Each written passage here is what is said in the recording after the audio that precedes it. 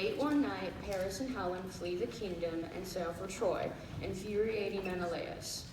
Greek leaders from neighboring kingdoms assemble in Mycenae, the home of Menelaus' brother Agamemnon and his wife Clytemnestra.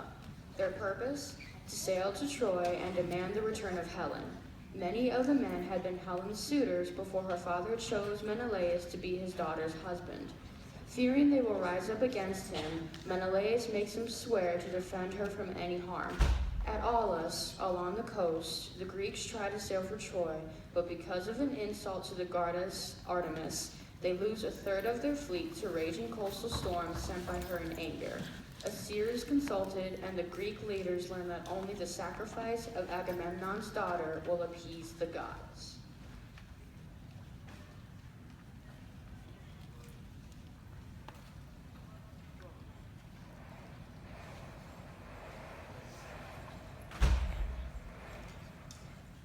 Leaders of the allied kingdoms, we traveled and gotten nowhere. If it wasn't for these winds, we traveled by sea, by land, and we've gotten nowhere.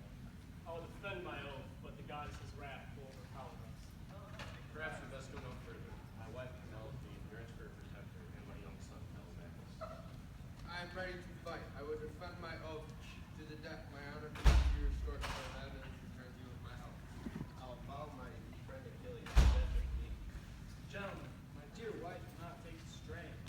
My daughter of the denial will not go like a lamb to the slaughter. I understand your distress over the loss of your wife, but not by a sacrifice of your daughter. Woman, your decision cannot be taken into account. It needs to be made between me and the elite.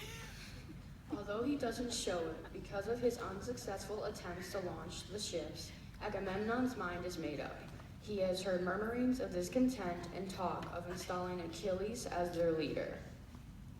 Guard, bring me my daughter.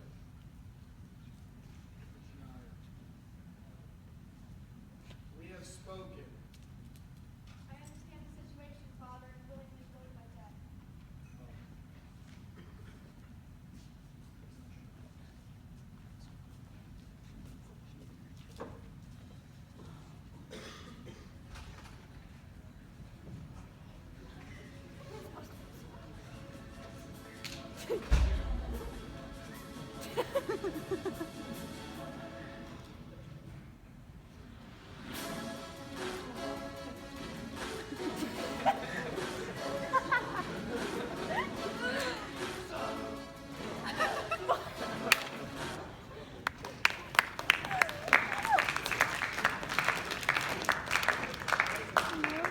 Scene 3. The Greek forces get their fair wind for Troy, but once on the shores of Ilium, they are faced with the great walls of the city itself. For 10 years, the Greeks lay siege, but they cannot breach the walls of Troy. Their encampment on the beach is full of discontent. Soldiers fan out into the countryside and up and down the coast, burning and looting neighboring villages.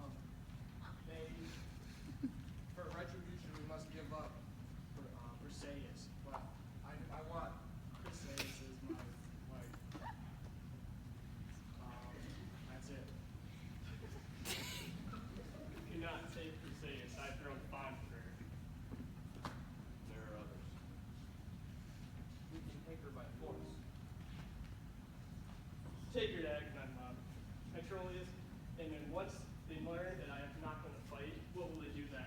No one will fight without me.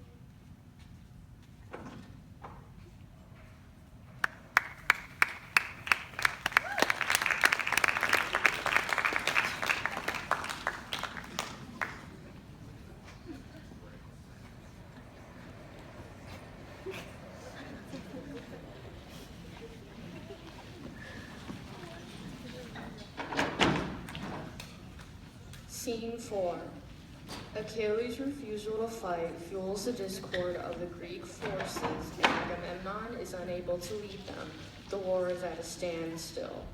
Atop the walls of Troy, King Priam, Queen Hecuba, and the royal family look with suspicion from the palace battlements.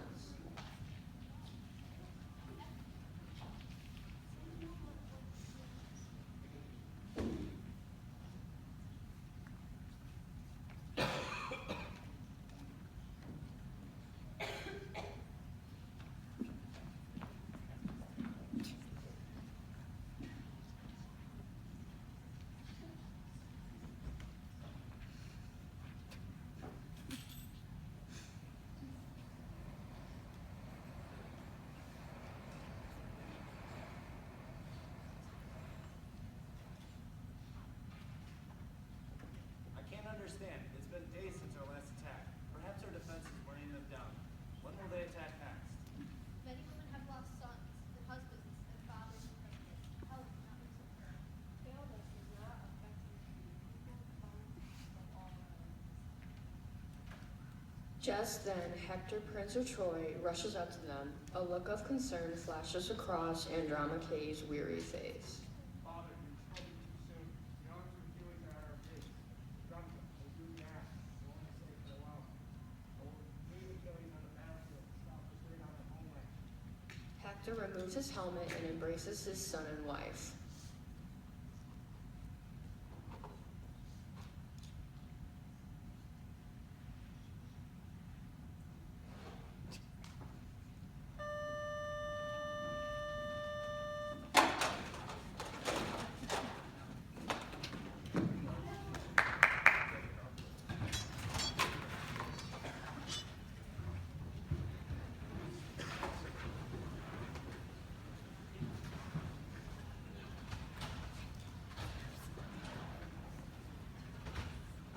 Father, behold, the armor of Achilles.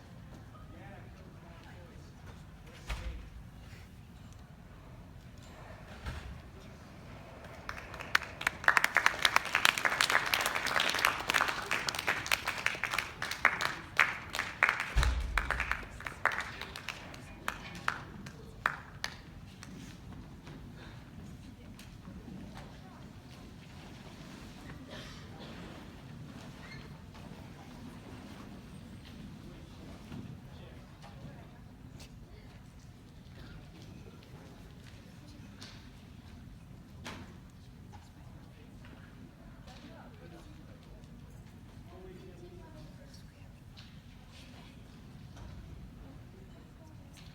Scene 5.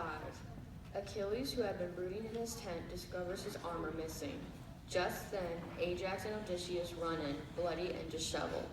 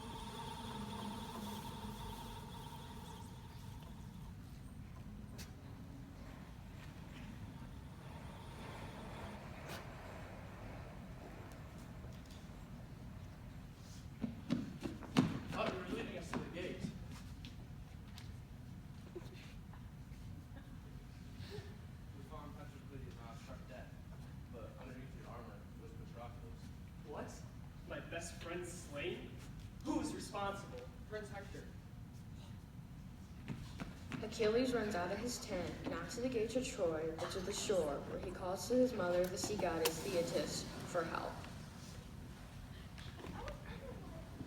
Thetis commands that new armor be made for her son by Hephaestus, the god of fire and metal. Achilles' new armor is impervious to weapons of any kind. With it, he runs out into the battlefield.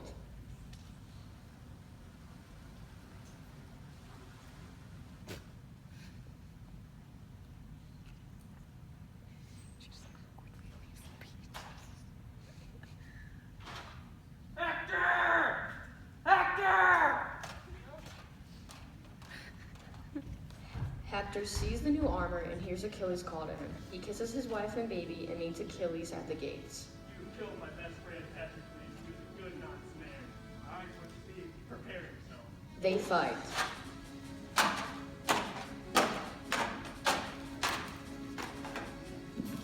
And Hector is overcome. He falls. And from the ramparts comes a wailing from the women of Troy.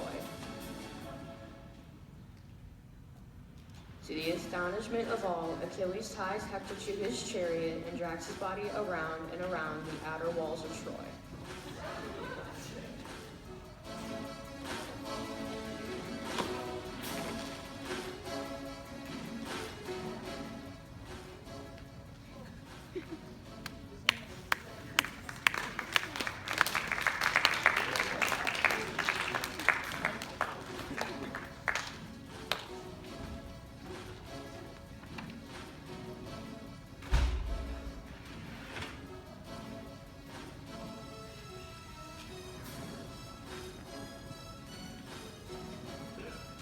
Scene 6.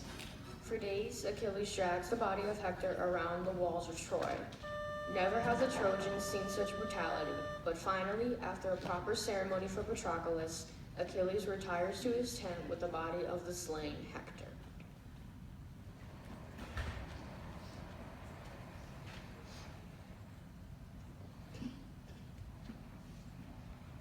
Achilles, I have come to retrieve the body of my son. He's a war prize in retribution. Put the gold on the scale. Priam and his daughter Polysena set the gold onto the scale. It does not meet the conditions. Polysena, with tears in her eyes, steps forward and removes a heavy gold chain from around her neck. She puts it on the scale with the gold coins. The scale tips. Achilles, his heart overcome by her sorrow and loveliness, finds that he is softened. If her marriage means the end of my people's suffering, I give her to you. Priam, come here. We'll discuss standards. Achilles embraces Polysena and takes her hand.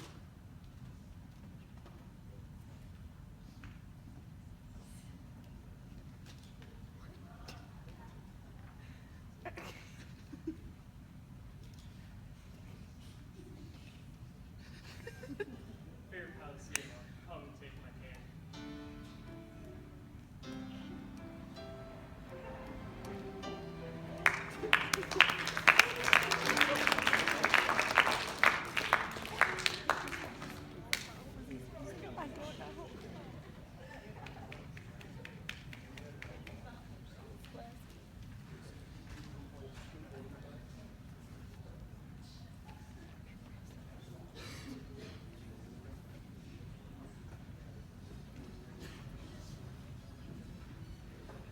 Scene 7.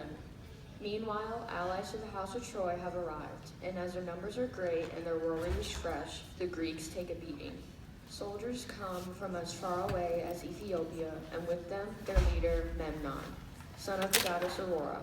Ajax rushes into Achilles to urge him on to the battlefield.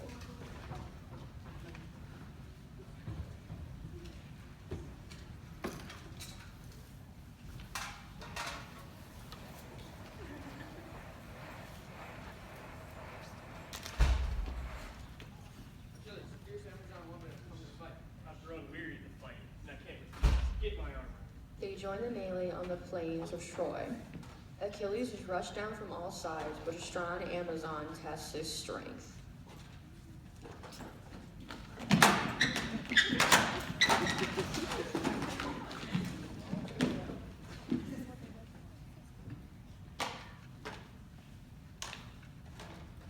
fight at length until Achilles strikes a deadly blow. As she falls, Achilles tears off her helmet. They recognize each other as soulmates. Penthesilea, queen of the Amazon. Your warrior Achilles, your slave one has always loved you. She dies in his arms. In a rage, he lashes his ally and spots the king of the Ethiopians. Achilles rushes him. Memnon turns but is struck down immediately. He falls. Achilles walks off in disgust. Aurora's grief at the loss of her son is so great that each morning at dawn before Apollo's chariot pulls up the sun, her tears rain down on the land and appear to mortals as dewdrops on flower petals and the green blades of grass.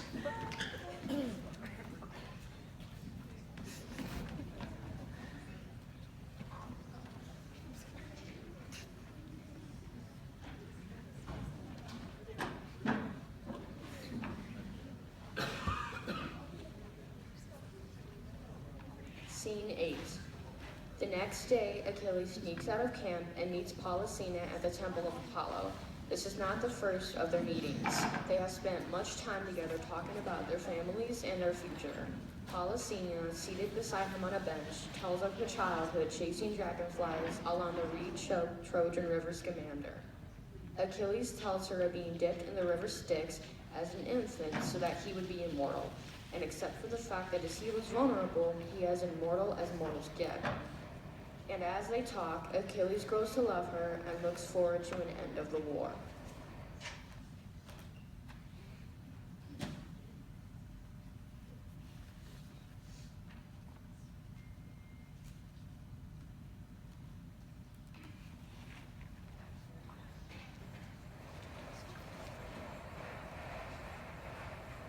Please tell me once more about your trip to the Oracle.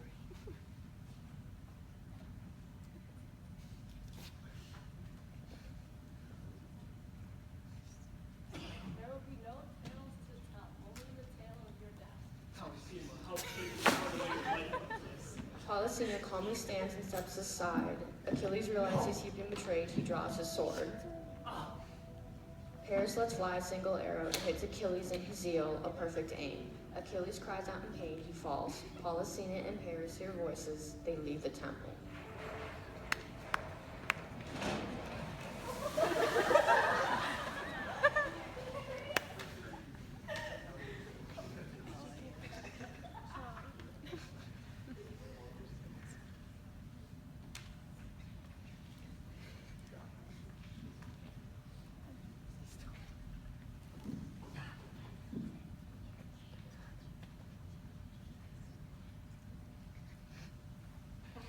Scene 9.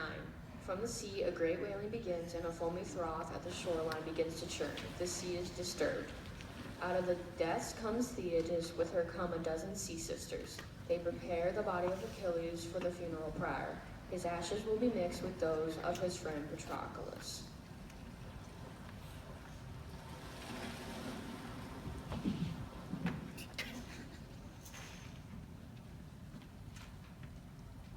Great is my world, my son Achilles taken from me after I worked so hard to keep out of harm's way.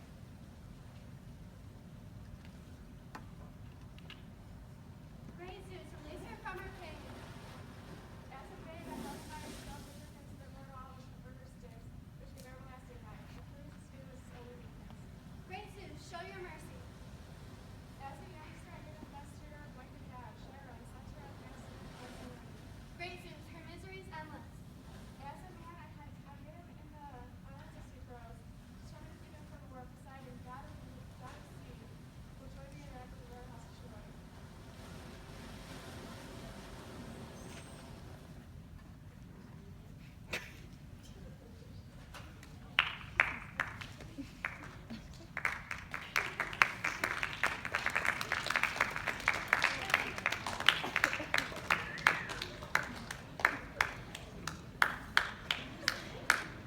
Scene 10. Athena, protector of Achilles, proposes a vote for the arms of Achilles, his armor to the best soldier of the Greek forces. The warriors must choose between Odysseus and Ajax. Agamemnon broods over not being nominated.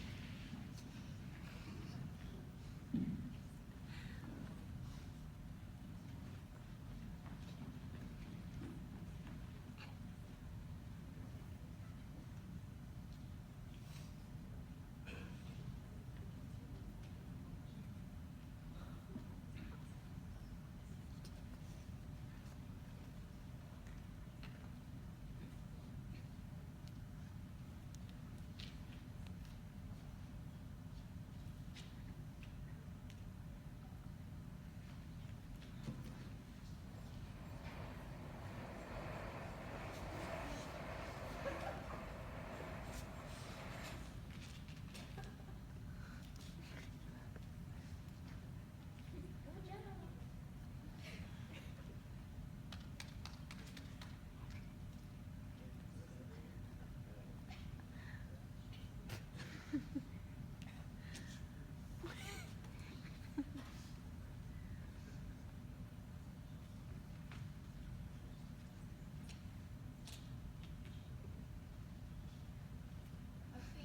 fond of Odysseus for his clever strategies, sees to it that he has the most votes. Agamemnon peers into the jar and then whispers to Athena.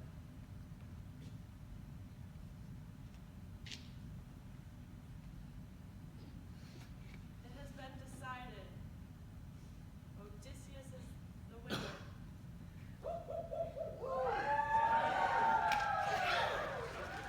Stunned and silent, Ajax looks off into the distance. He does not notice when the rest of the soldiers leave.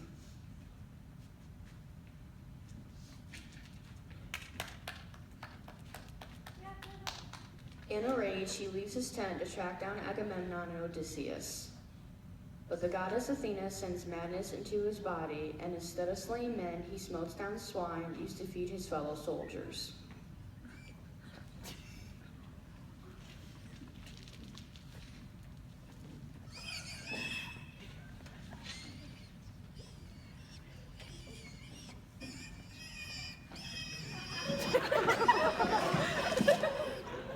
When the madness leaves him, he is bloodied.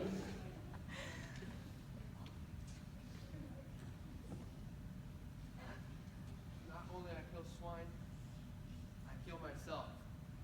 And Ajax falls on his sword.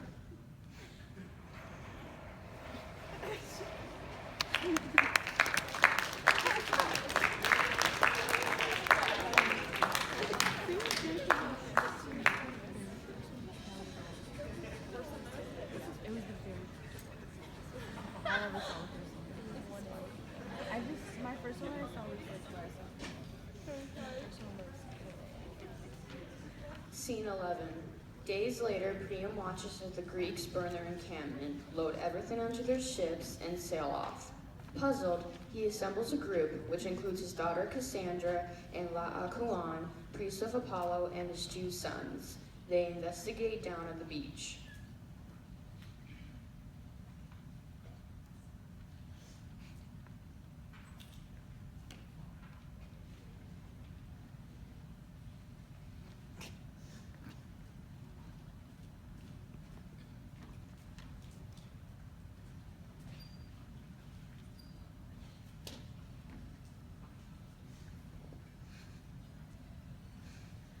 Before them in the sand was mired a wooden horse as tall as a house, and it was on wheels as if transported there.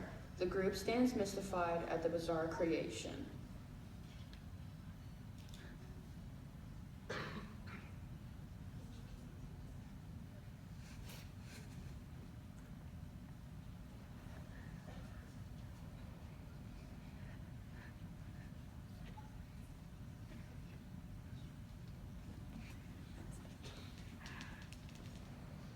What is this, a giant wooden horse? Perhaps it's a gift from the gods. Beware, the blood of the citizens of Troy. Priam puts his arm around his daughter. As a girl, the god Apollo had given her the gift of prophecy in exchange for her promise of love. But she broke her promise, and he punished her by preventing her words from being believed, and her gift became a curse. Dear girl, you don't know what you're talking about. This is a gift. Heed our warning, the end is near. Suddenly, 2 sea serpents slither up the beach, wrap themselves around the struggling Laocoon and his 2 sons. Screaming in agony, they are dragged into the sea.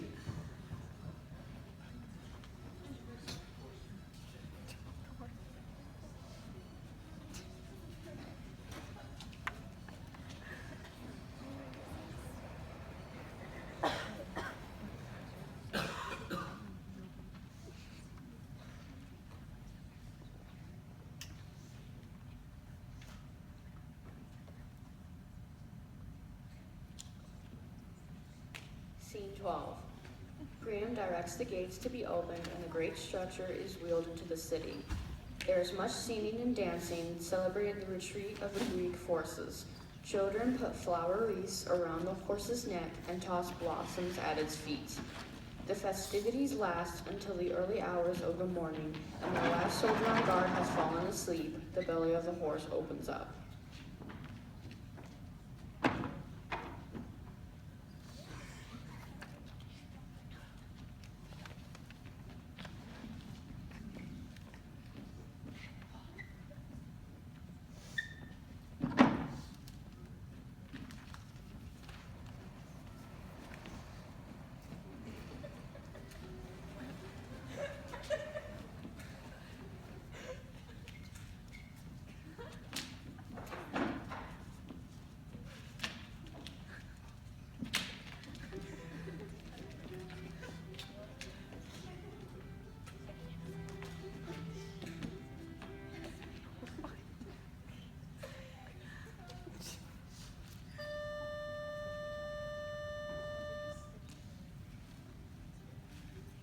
I knew my plan would work. And a band of Greek soldiers begins cutting a path of destruction across the city. Round up the royal family, burn everything, cut it down to the ground so it's not higher than my knee. While another group run to open the gates, the other side of which waits the entire allied Greek forces who had been hiding off of the coast, the ancient city falls.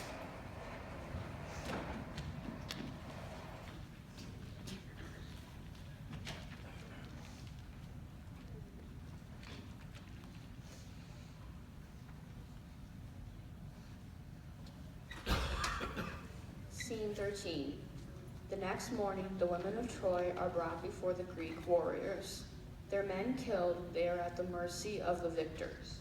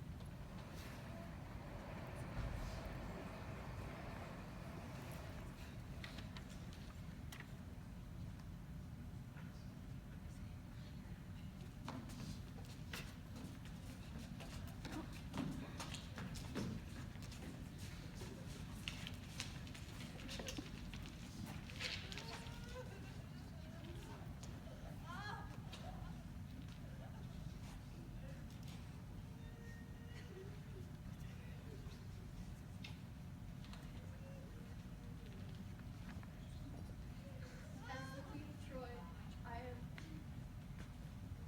out of distress from As the Queen of Troy, you have no say here.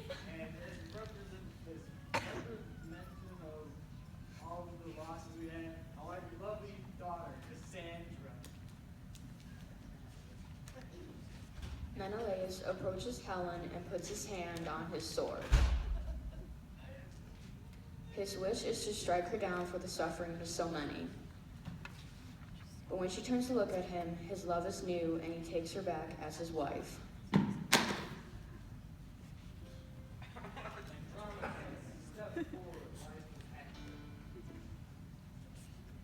A soldier pushes Andromache aside to reveal Astyanax, the last son of the royal house of Troy.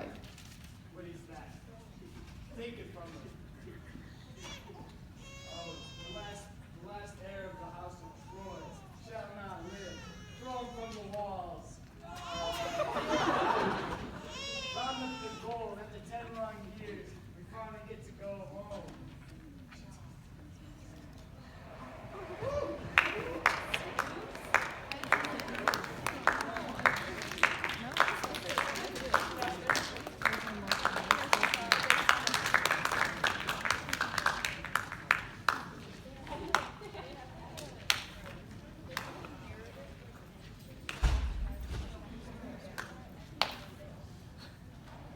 Scene 14. But home they go not. Many adventures and tragedies befall the Greeks after the Trojan War, and no one can finish the tale better than Homer himself.